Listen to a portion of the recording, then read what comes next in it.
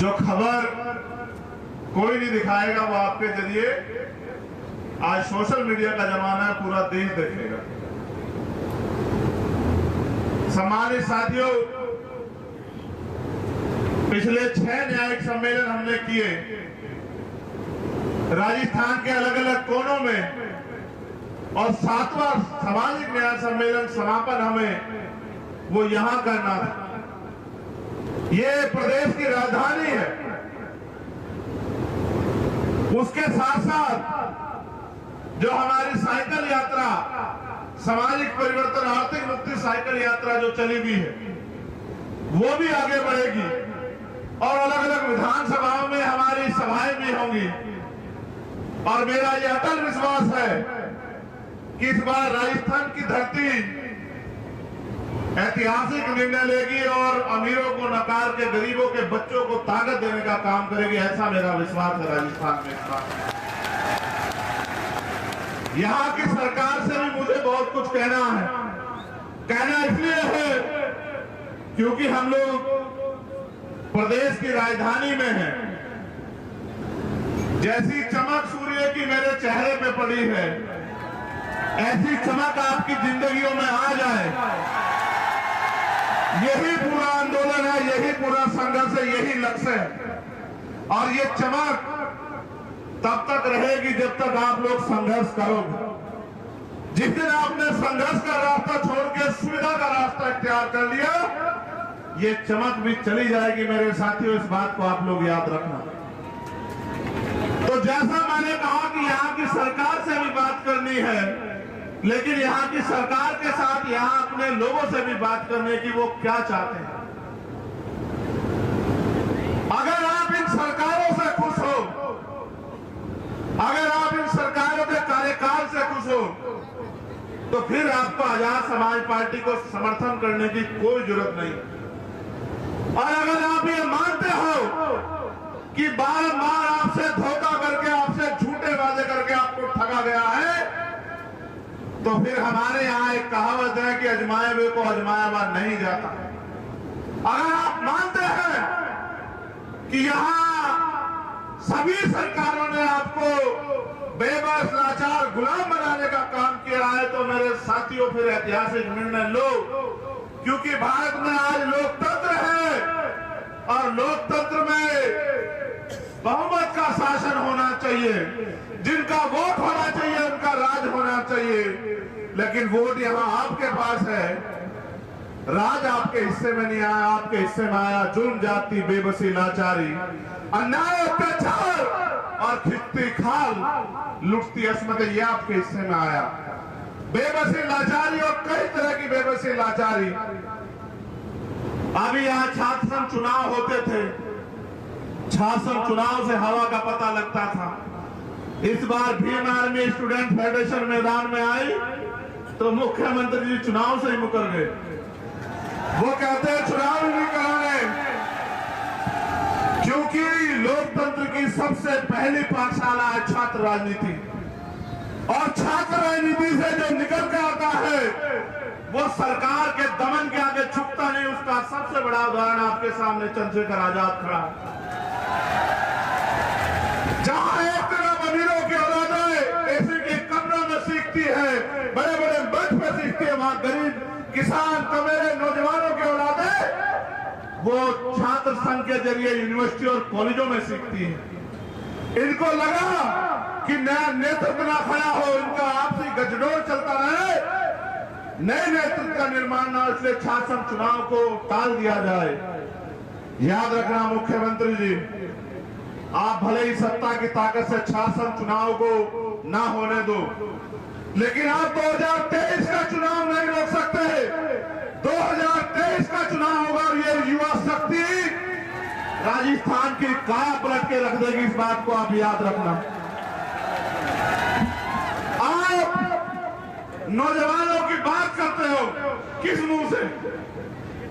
आपकी सरकार में सबसे ज्यादा पेपर लीक होते हैं। गरीबों के भविष्य के, नौजवान लोगों के भविष्य के साथ खिलवाड़ होती है, उनके हिस्से को दखल दिया जाता है। मैंने पहली बार बस में बैठ के पेपर दिए जाते हैं, पेपर लीक इतना बड़े पैमाने पे यहाँ होता है, और मुख्यमंत्री जी कहते हैं कानून का राज है, जो एक पर्चा सुरक्षित न रख पाए वो राजस्थान की जनता को सुरक्षित रख देगी क्या सरकार? आप मुझे बताओ। ये युवाओं के भविष्य के साथ जो खिलवाड़ चल रहा है, इस ढक्कन को हम लोग बंद करने का काम करेंगे 2023 में। आप लोग इस बात को याद रखना मेरे साथियों। मेरे आज भी याद है, यहाँ की सरकार कहती है जब इनके बड़े नेताओं पे अत्याचार होते हैं या संविधान का हनन होता है, ये कहते हैं कि सरकार, केंद्र की सरकार खराब है, संविधान को नहीं मानती। मैं ऐतिहासिक प्रमाण हूं आपके पास। मैं सीएचए के साथियों की लड़ाई लड़ने आया था, उनका आंदोलन था। रात को 12 बजे इसी जयपुर से उठा गए मुझे सोते हुए को, और सिर्फ मुझे नहीं, मुझे तो आना था आपकी लड़ाई में हर कीमत चुकाने की, लेकिन जितने भी साथी मेरे साथ आए हुए थे सबको जेल भेजने का काम किया सरकार। और लड़ाई सिर्फ उन सीएचए के भाइयों के हक अधिकार की थी। यहां थर्ड ग्रेड टीचर का जो है वो ट्रांसफर नहीं हो रहा, चाहे आशा कार्यकर्ता हो, आंगनबाड़ी हो, सीएचए के भाई हो, थर्ड ग्रेड टीचर हो, सरकारी कर्मचारी हो, तमाम लोग परेशान हैं। अभी मेडिकल के डॉक्टर्स ने धरना दिया, मुख्यमंत्री तानेशाही पे रहे और उनसे कहा नौकरी करनी है करो वरना छोड़ दो। ये अहंकार किस लिए? इसी जनता ने आपको ताकत दिले के आज आप अहंकारी हो गए। अगर सरकार अहंकारी हो जाए तो जनता को निर्णय लेके सरकार को सबक सिखाना चाहिए, और उस आदमी को जो तानाशाही करे उसको दोबारा मौका नहीं देना चाहिए कि उसका घमंड इतना बढ़ जाए कि वो अन्याय अत्याचार की हद को पार कर जाए। इसलिए आज हम लोग सामाजिक न्याय सम्मेलन कर रहे हैं। और कानून का राज कितना है ये आपने देखा कि यहाँ एक कर्मचारी पहले रेल में एक महिला को, मुस्लिम महिला को छेड़छाड़ी करता है, और फिर हमारे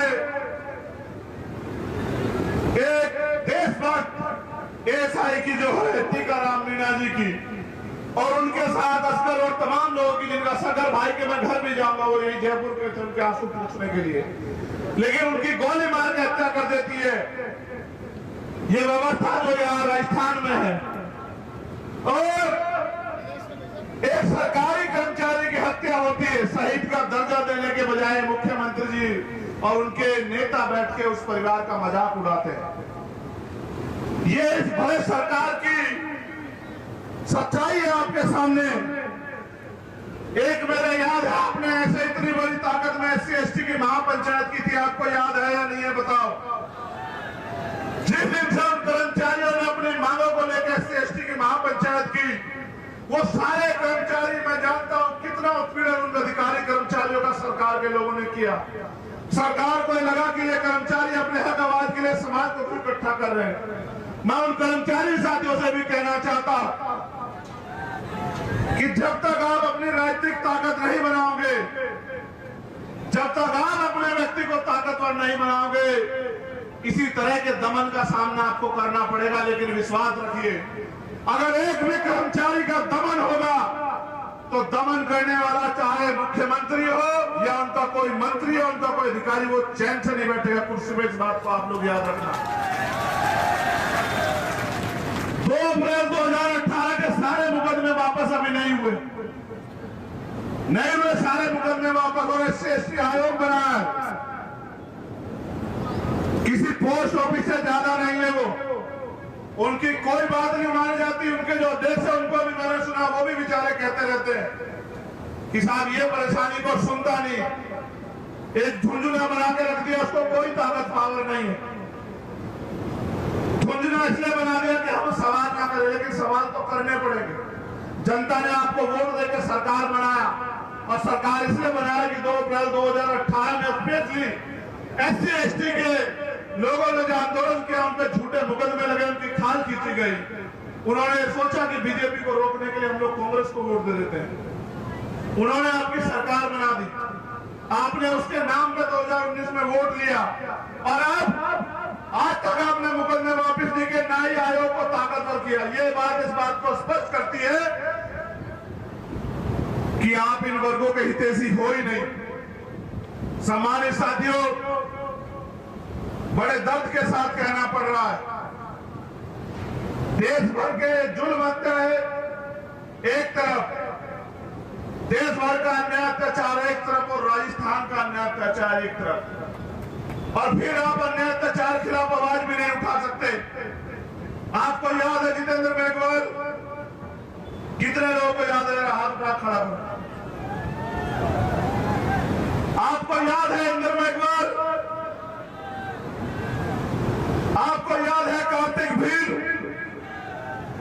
आपको याद है पूजा भील, आपको याद है हर्षपति वाल्मीकि, आपको याद है ओम प्रकाश नगर, आपको याद है बहन तोला गुजर, आपको याद है भाई पुष्कर कसाना, आपको याद है थाना गाजी, आपको याद है चूरू, आपको याद है बगड़ी, और अभी अभी पाली की जो वीडियो मैंने डाली कि किस तरह सरकार में, और मैं अशोक मेघवाल के परिवार के साथ जो है उसको भी नहीं भूल सकता। मैंने आपको हर न्याय पंचायत में याद दिलाया, जब भी आपने सामाजिक न्याय सम्मेलन किए मैंने आपको याद दिलाया कि चुन जाति अन्याय अत्याचार के जिम्मेदार हम लोग हैं, और कैसे है ये आपको जानना चाहिए। आज आप यहाँ हजारों की संख्या में आए, हम इसलिए जिम्मेदार हैं कि जिस वोट के दम पे हम अपना राज स्थापित कर सकते थे, उस वोट को हमने इनको देने का काम किया, और इन्होंने बदले में जो इनका स्वभाव है, इन्होंने बदले में वही अन्याय अत्याचार जुल्म जाति हमें देने का काम किया। अगर आपने इनको ताकतवर न बनाया होता तो किसी जालिम की हिम्मत नहीं होती कि वो जितेंद्र मेघवाल को चाकू से चीर देता। किसी जालिम की हिम्मत नहीं होती कि वो पूजा भील की 10-11 टुकड़ों में जो है उसकी हत्या कर देता। कोई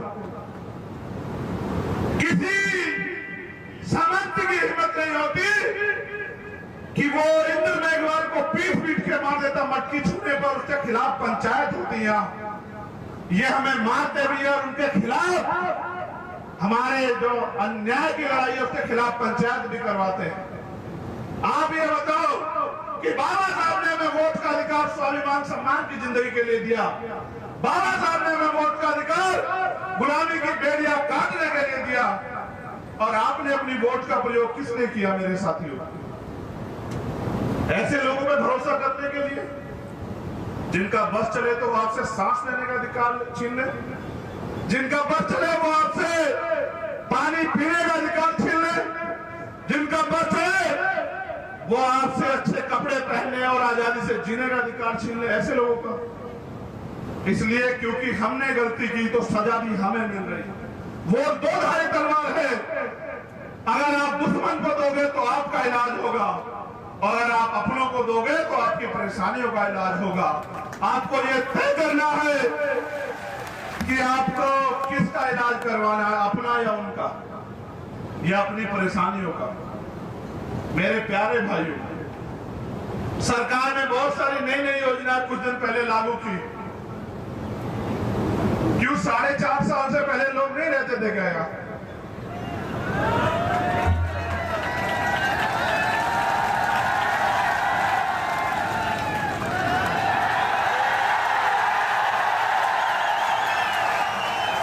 4.5 साल से पहले यहाँ के लोग किसी दूसरे प्रदेश में रहते थे क्या? 4.5 साल बाद आपको क्यों दिखाई दिया कि यहाँ के लोगों को इन समस्याओं से निजात दिलानी है? क्यों 4.5 साल आप सो रहे थे क्या मुख्यमंत्री जी? मुझे कहना नहीं चाहिए, लेकिन क्या आप मेरा दर्द जानना चाहते हो?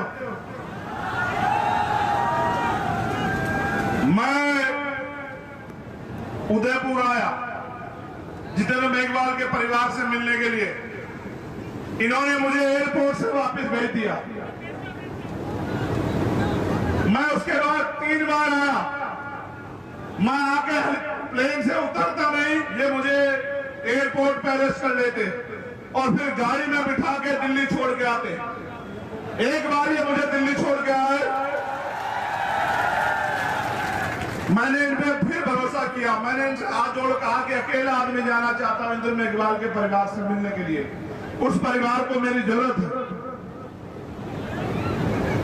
एक अकेले को नहीं जाने दिया, इन्होंने मुझे फिर अरेस्ट किया, ये मुझे फिर दिल्ली छोड़ के आए। ये मुझे दिल्ली छोड़ के आए, मैंने तत्काल फ्लाइट कराई, इनके आने से पहले मैं फिर आ गया। जब मैं आ गया तो अधिकारियों ने माथा पीट लिया, कह रहा तू आदमी है क्या है भाई। इतनी चिंता तो यहाँ के उन नेताओं को भी नहीं है, यहाँ के लोगों की जिनको वोट देके एमएलए बना के यहाँ के लोगों ने बिठा, जितनी चिंता तुझे है। मैंने कहा कि उनका राजनीतिक रिश्ता है और मेरा खून का रिश्ता है। फिर मैं वापस आया और मेरे साथी हमने प्लान बनाया कि इस बार हम यहाँ की सरकार और पुलिस को बताएंगे कि बाबा साहब के बच्चे कितने दिमागदार हैं। और पूरी सरकार और पुलिस की नाक के नीचे से हम लोग जालौर चले गए। जब मैं उनके घर पहुंच गया तब पुलिस को पता लगा। फिर इन्होंने क्या किया, मुझसे झूठ बोल के लेके आए। अगले दिन हमें पीसी करनी थी कि जयपुर तक सुरक्षा दे रहे, और जयपुर लाके फिर 50 गाड़ी लगा के पूरा जयपुर बंद करके फिर मुझे दिल्ली छोड़ के आए। मैंने इनसे कहा कि जितना फोर्स मुझे रोकने के लिए लगाते हो श्रीमान जी, इतना फोर्स इन वर्गों की सुरक्षा के लिए लगा दो तो आपके प्रदेश में अन्याय अत्याचार नहीं होगा।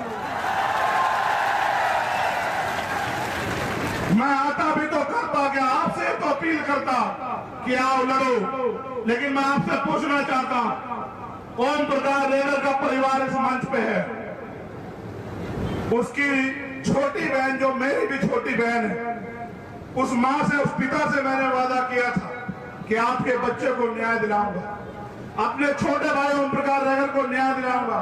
मैं क्यों आता हूं उसका सच ये है कि ओम प्रकाश रेगर मरने से पहले सुसाइड नोट में यहाँ के किसी नेता का नाम नहीं लिखता। वो एक बात लिखता है कि मेरा भाई आएगा चंद्रशेखर आजाद मुझे न्याय दिलाने के लिए। कार्तिक भील मेरे एक नौजवान भाई की हत्या कर दी जाती है। आप ये देखो, 8 महीने से कार्तिक भील का परिवार न्याय के लिए लड़ रहा है। क्या जवाब दूं मैं इनको? पानी देना है। आप बताओ, क्या मैं जुल्म जात के आगे आंखें बंद कर लूं या घुटने टेक दूं? आप बताओ मेरे लोगों, आप बताओ, आपको तय करना है। क्या मैं औरों की तरह इनके आगे हार मान लूं? क्या मैं औरों की तरह अपने परिवार को मरने के लिए छोड़ दूं? क्या मैं औरों की तरह घर में बैठ के इस अन्याय अत्याचार का तमाशा देखूं या लड़ूं? आप बताओ मेरे लोगों।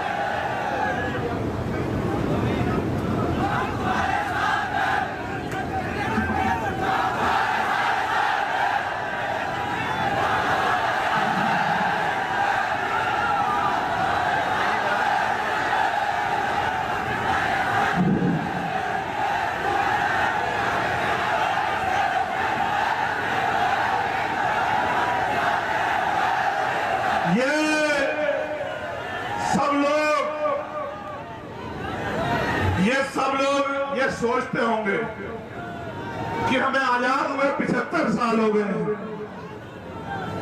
मगर ऐसा क्या है कि आज भी हम भारत में रोटी, कपड़ा, मकान की लड़ाई लड़ रहे हैं, हिस्सेदारी, हकदारी की लड़ाई क्यों नहीं लड़ रहे हैं? आप बताओ मेरे लोगों, तोला गुजर बहन के परिवार को क्या जवाब दूं? आप बताओ इंद्र मेघवाल और जितेंद्र मेघवाल के परिवार को क्या जवाब दूं? और आप बताओ लाखों लाखों नौजवानों को क्या जवाब दूं? मैं एक चीज जानता कि हर जुल्म जाति की एक उम्र होती है, हर अन्याय की एक सीमा होती है, और हर दमन का बंदोबस्त होता। अब समय आ गया है साथियों कि ये जो दमन राजस्थान में चल रहा है, इस दमन को हमें कुचल के सारी मान सम्मान हक अधिकार की जिंदगी राजस्थान में प्राप्त करनी।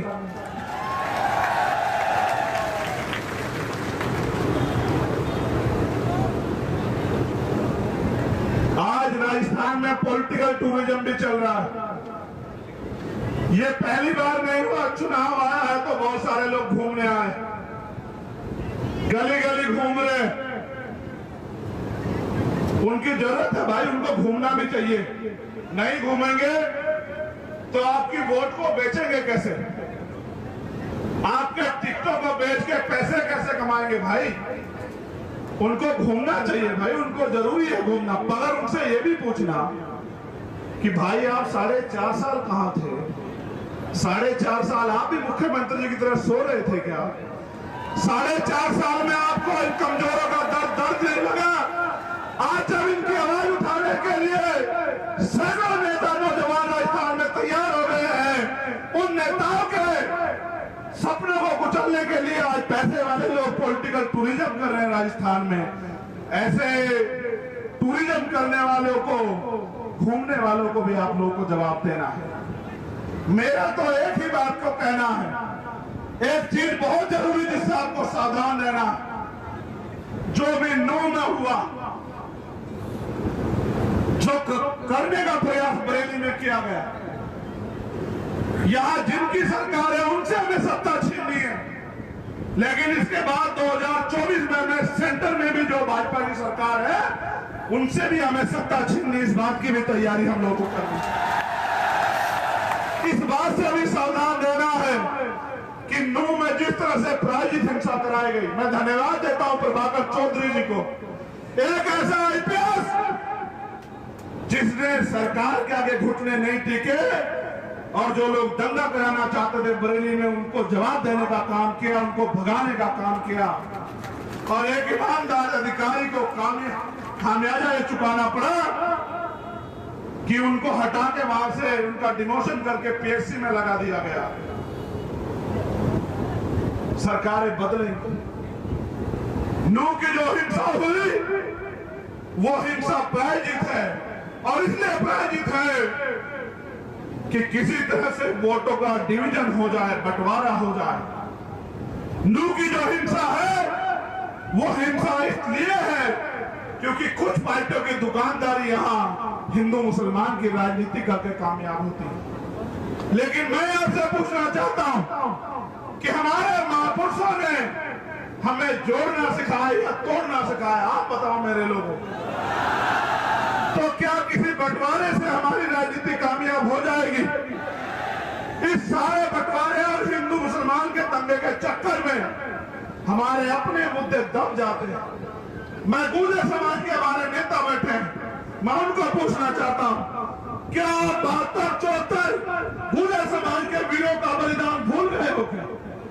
जिनको भारतीय जनता पार्टी की सरकार में गोलियों से उड़ाया गया, आपके खून से होली खेले गई। क्या हरियाणा में जहां समाज के लोग आपके खून से जो होली खेली गई उसको भूल गए हो क्या? क्या दलित समाज के लोग 2 अप्रैल को जो आपकी खाल खींची गई और पूरे देश में जो आपके साथ अन्याय हो रहा है उसको भूल गए हो क्या? अगर आज भूल जाओगे तो कारवा लुट जाएगा, और कारवा लुट जाएगा तो लोग आपसे, आने वाली पीढ़ियां ये सवाल पूछेंगी कि जब अधिकार थे तो आप क्या कर रहे थे? सम्मानित साथियों, आज एक षड्यंत्र बना के मुस्लिम समाज का आर्थिक बहिष्कार के नाम पे उसी नफरत की दीवार को खड़ा करने का प्रयास किया जा रहा है। लेकिन मेरे इस बात पर गौर करना कि जो स्वाभिमान सम्मान आज हमें प्राप्त है, बाबा साहब से पहले ये दिलाने के लिए मैं नाम गिनाऊंगा आपको और आप याद करना। मैंने दिल्ली के मंच से भी आपको याद दिलाए थे। राष्ट्रपिता ज्योतिबा फूले, छत्रपति साहू जी महाराज, पेरियर रामासामी नायकर, पेरियर लल्लू यादव, बाबू जगदेव प्रसाद कुशवाहा, जननायक कपूरी ठाकुर, बाबू शिवदयाल चौरसिया, संत राम बीए प्रजापति जी, चौधरी कुंभाराम आर्य, सर छोटू राम, चौधरी चरण सिंह, ये सब पिछड़े वर्ग के लोग हैं, आपके अपने परिवार के लोग हैं। इन्होंने आंदोलन चलाया, उसी को आगे खींचने का काम पहले बाबा साहब अम्बेडकर ने, फिर मान्यवर काशीराम साहब ने किया। आप अपने अपनों को नहीं जानते, इसलिए आपको, जब आप इतिहास नहीं जानते, इसलिए आपको हिंदू मुसलमान में बांट के आपके ऊपर राज करना चाहते हैं। मैं इशारों में नहीं, मैं खुल के कह रहा हूं कि इस देश की किसी भी पार्टी ने जो उस समय थी बाबा साहब अम्बेडकर को चुनाव नहीं जीतने दिया, आपके महापुरुष को, आपके रेबर को लोकसभा में जाने नहीं दिया। अगर ना होते मुसलमान और ना वो खुलना से बाबा साहब अम्बेडकर को जिता के कॉन्स्टिट्यूशन असेंबली में भेजते, तो बाबा साहब अम्बेडकर संविधान नहीं लिख पाते मेरे लोगों। इसलिए मैं आपको बताना चाहता हूं कि आपको मदद किसकी करनी है, आपको हाथ किसका पकड़ना है।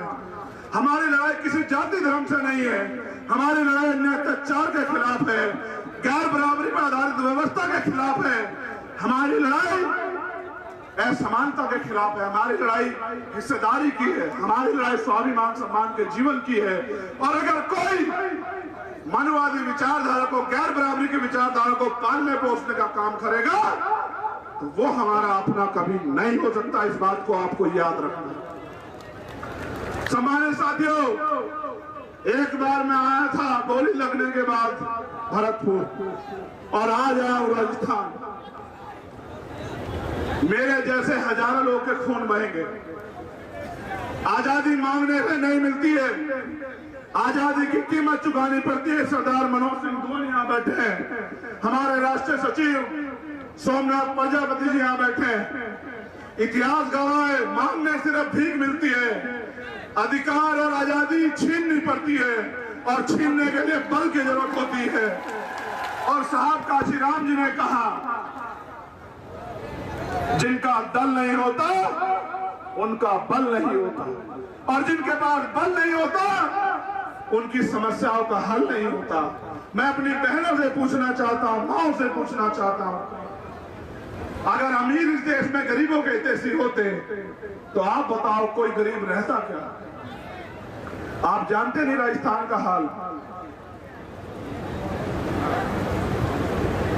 ना पीने को साफ पानी, ना रोजगार, चारों तरफ से महंगाई की मार, जुल्म जाति अत्याचार। एनसीआरबी का आंकड़ा देखो, डाटा देखो तो रूह कांप जाती है। क्या क्या नहीं सहा पिछले 5 साल में। मेरा आपसे सवाल है, आगे भी ये सहना चाहते हो क्या? आपने सबको अवसर दिया, सबको ताकत देके भेजी। हर्षाधिपति वाल्मीकि को किसने पीटा? वो विधायक कौन सी पार्टी का था बताओ मेरे साथियों? वो विधायक कौन सी पार्टी का था बताओ मेरे साथियों? कौन सी पार्टी का? नहीं, जोर से बताओ, बहुजन मीडिया के साथियों को पता लगना चाहिए। कांग्रेस का। कौन सी पार्टी का था? किसकी वोट से बना? आपकी वोट लेके आपको पीटने वाले लोगों को दोबारा से मौका दोगे क्या भाई? आप जानते नहीं कि वो आपकी वोट लेके किसका इलाज करेंगे? आपका। आपको नुकसान पहुंचाएंगे, आपकी सच्ची लड़ाई लड़ने वालों को नुकसान पहुंचाएंगे। आपको ये तय करना पड़ेगा कि आपका अपना दल आजाद समाज पार्टी, उसका चुनाव निशान क्या है? जरा जोर से बताओ। नहीं, और जोर से बताओ, गाला जोर बताना चाहिए। नहीं, तुम्हारी आवाज मुझसे कम है। क्या है चुनाव निशान? बहुत अच्छे। अब आखिरी बात सुनो, आगे के लिए क्या करना है। अभी एक बयान आया, वो देश के यशस्वी प्रधानमंत्री जी, जो खुद को गरीब का बेटा कहते हैं, जो 10 करोड़ का सूट पहनते हैं, वो प्रधानमंत्री जी जो चुनाव के समय कहते हैं मैं पिछड़ी मां का बेटा, और चुनाव के बाद जो पिछड़े समाज के हक अधिकार को लुटवाने का काम करते हैं, वही प्रधानमंत्री के आर्थिक सलाहकार जो हैं विवेक ओबराय, आजादी के दिन के समय उनका यह बयान आना, मेरी बात पे गौर करना कि भारत के संविधान को बदलने की जरूरत है। यह संविधान पुराना हो गया। यह सिर्फ कोई बयान नहीं है और उसका अपना बयान नहीं है। मैं पूरी जिम्मेदार से कहता हूं, आरएसएस और भारतीय जनता पार्टी हमेशा से भारतीय संविधान के खिलाफ थी। इसलिए मैं आपसे कहना चाहता हूं कि मैं इनको ज्यादा मौका नहीं दूंगा। इसलिए हमने तय किया है कि बहुत जल्द दिल्ली से हम लोग प्रेस कॉन्फ्रेंस करके भारतीय संविधान बचाओ यात्रा शुरू करेंगे पूरे देश के अंदर। और वो यात्रा मध्य प्रदेश से शुरू होगी, वो यात्रा राजस्थान में अभी आएगी और देश के पूरे देश के कई कोनों में जाएगी।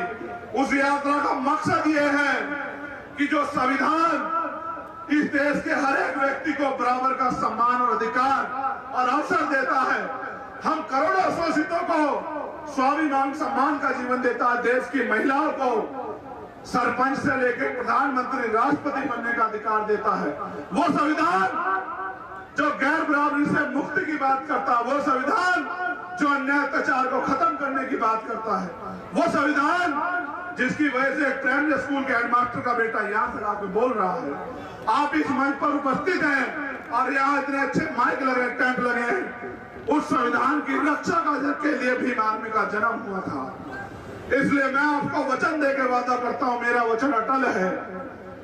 सूर्य पूरब की जगह पश्चिम से निकल सकता है, मेरी बात को याद रखना। लेकिन चंद्रशेखर आजाद आज अपने समाज से वादा कर रहा है कि भारतीय संविधान पे आंच नहीं आने दी जाएगी जब तक मेरे शरीर में खून का आखिरी कतरा है। गोली कल की लगती आज लगे। मुझे ये भी नहीं पता मेरा आखिरी दिन क्या होगा और कौन सा होगा, मगर मैं ये जानता कि लिख रहा हूं मैं अंजाम, इसका कल आगाज आएगा और मेरे लहू का एक कतरा इनकलाब लाएगा। ये बात याद रखना आपको।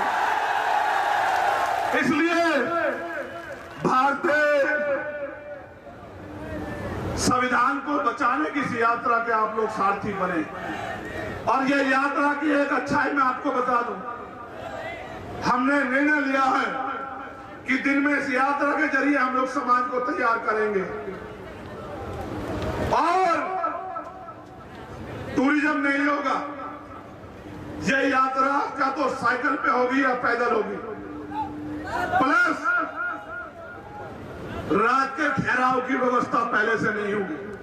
जिस समाज की लड़ाई लड़ रहे हैं उस समाज की जिम्मेदारी होगी कि वो हमारे खाने का सोने की व्यवस्था करे और समाज खाने सोने की व्यवस्था नहीं करेगा तो मैं वचन देकर कहता हूं कि हम लोग भी भूखे ही सो जाएंगे लेकिन रुकेंगे नहीं। ये पैगाम है मेरा समाज के नाम की, उनको तय करना है कि उनको इस आजादी के साथ जीना है जो बाबा साहब अम्बेडकर के संविधान ने दी। ये आपको इंतजार करना है कि जब संविधान खत्म हो जाएगा तब आप लड़ पाओगे। आप इतनी बड़ी संख्या में आए, मैं आयोजक कमेटी का धन्यवाद देता हूं। प्रशासन की बहुत अच्छी व्यवस्था रही।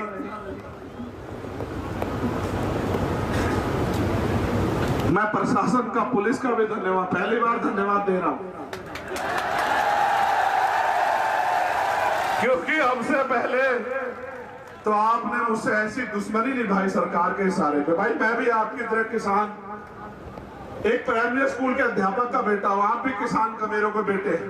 अगर आप मुख्यमंत्री मंत्री के बेटे होते तो आप 2 स्टार 3 स्टार नहीं होते या कांस्टेबल हेड कांस्टेबल नहीं होते। मेरे भाइयों, ये मेरी बहनें भी जो हैं, आपको और हमें कोई टकराव नहीं।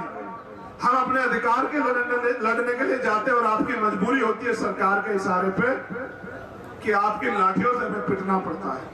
लेकिन विश्वास करो, आपकी लाठियों की पिटाई से हम लोग कमजोर नहीं होते, ताकतवर होते हैं, हमारे हौसले मजबूत होते हैं।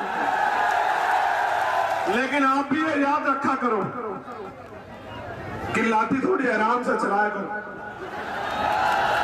ये आपके अपने लोग हैं। मैं रिफॉर्म के तौर पर कह रहा हूं, अगर हमें अवसर मिला तो पुलिस के कर्मचारियों की 8 घंटे की ड्यूटी हम लोग करेंगे और सप्ताह में एक छुट्टी देने का काम करेंगे। मेरी बात को याद रखना। जो कोई नहीं कर सकता। आप उनके लिए गुलाम टाइप हो और हमारे लिए आप सम्मान के वो हो। आप अपनी जान को दांव पे लगाते हो, इसलिए आप हमारी भी रक्षा करते हो, आप नागरिक की भी रक्षा करते हो। इसलिए आपसे कोई टकराव नहीं है, आपके लिए भी रिफॉर्म हम करेंगे। इसलिए आपसे कहना चाहता हूं कि अब जब आपके क्षेत्रों में सभाएं हों और ये आंदोलन आगे बढ़े तो इसमें साथ देना और उन ताकतवर लोगों को जो पैसे के नशे में घमंडी हो गए उनको बताना कि ये छोटे मोटे लोग इस देश का इतिहास लिखेंगे। ये बात याद रखना। हमारे महापुरुषों ने कभी छोटे बड़े की बात नहीं की। हमारी तो पूरी लड़ाई छोटे बड़े के खिलाफ। हम तो समता समानता बंधुत्व भाईचारे को मानने वाले लोग हैं। और मैं यह कहता हूं, मानव मानव में भेद करे वो किताब कोई भी हो सकती है, मानव मानव को जो सम्मान करे वो भारत का संविधान है, हम उसके सिपाही हैं। बहुत बहुत धन्यवाद। जय भीम, जय भारत, जय मंडल, जय जोहार, जय संविधान। Bhim army, Azad Samaj party, Bhim army, Azad Samaj party. धन्यवाद।